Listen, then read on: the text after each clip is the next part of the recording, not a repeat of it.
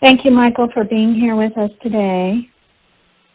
We would like to have a conversation with you. What would you like to talk about today? We would like to talk about healing the heart.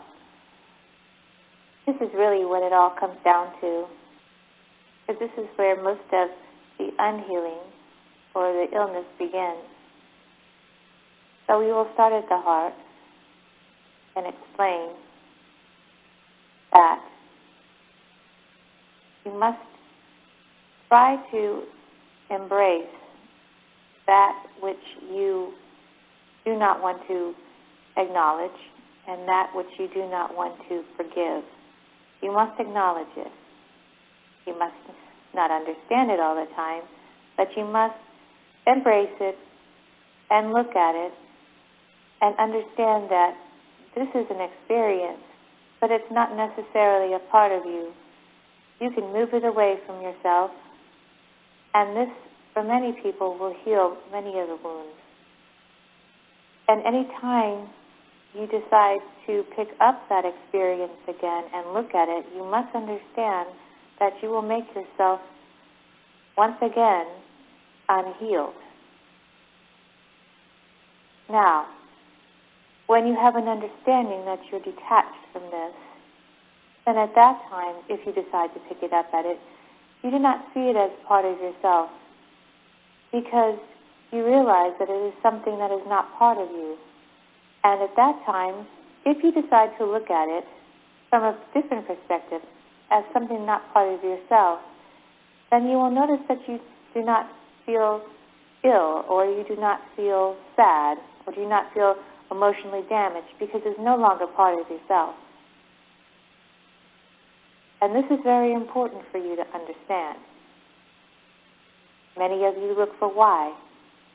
Why would you look for why in something that's not part of yourself? All the whys that should be important to you are within yourself. For some of us, it's very hard not to judge ourselves by something that has happened. It's very common for humans to do that. Because you're in the plane where everything that you see is interpreted in relation to yourself. So, for instance, you must be aware that this experience did not come from you, or it may have come from you, but the experience itself is not part of you. It's something that you are riding with at that moment. And then, like a horse, you get off. The horse is not part of yourself. Now, it could be a good horse and take you safely wherever you want to go, or it can be a very bad horse and throw you. You don't see that horse as part of yourself. So why would you judge yourself for what the horse has done? I think that many human beings would go as far as saying, well, I picked a bad horse, or I didn't train him right. But really, it was the horse who decided to throw you for whatever reason. The heart will only become healed if you detach from the situation that has hurt it, has injured it, and realize that it is an experience. It is not part of you. Even if the experience holds many learning tools for you, it is not part of you, and you certainly do not want to judge yourself for it. It was something that you were meant to learn from or grow from, and anything else should be discarded as such. Can you give us some tips or advice on how we can detach, because the ego is very strong and it's very difficult to detach?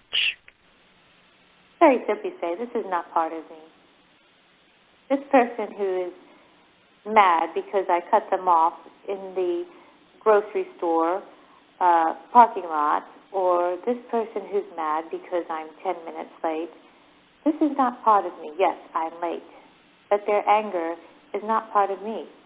I don't have to share in the anger experience. I don't have to feel their anger.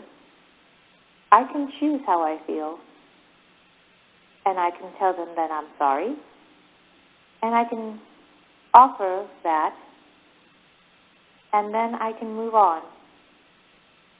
And if they choose not to move on, then that's their choice. I do not have to be part of that experience. How about in relationships where it's not, where the relationship is very close, like a mother and a child, or two friends, where one friend cuts the other off and no longer wants to speak to them? And because of the closeness, sometimes it's harder to detach, especially maybe even in marriages and working relationships. Can you give us a deeper way of detaching, or an easier way, or somehow it's going to take more than saying this is not part of me? You're going to have to restructure your understanding of why you're here and how you're here and how you will leave this plane. You came here to have your own lessons. You came here by yourself. You will leave by yourself. Now, you will have close relationships, but you must understand that not everybody will always be in alignment. Not everybody will want the same thing from their relationship, and there will be misunderstanding. If it is within their alignment to recontact you after they've cut you off, or that's part of their lesson, then the two will align. But you must understand that everyone here has their lessons. Not everyone's lessons are the same, and maybe your lesson is to let them have that experience of coming back for renewal, or coming back for forgiveness, or walking away in their own understanding that this is not the best alignment for them. Is there anything else you'd like to say about this subject? We feel that people make people pay over and over again. And this is not a good thing for anyone. Because once again, you are pulling out the same experience that did not bring joy and making the other person stand before what did not cause joy and go over it again. You must forgive, and if you don't forgive, you will never be enlightened. Okay. Anything else you would like to say today? We would like to say, pray for peace. Peace in your life, peace in your home, and peace in the world. Can you give us a prayer, please? O light of God, shine upon me, and let me see that I am divine and where I stand always, and that things that are sent to me as learning tools are only that, and I may have the strength and ability to discern them as learning tools, and take the enrichment that they provide, and move on. And I should not worry that I am taken care of, for you've given me everything I need. I came in here fully provided for at the time of my birth, and you are always there for everything that I need.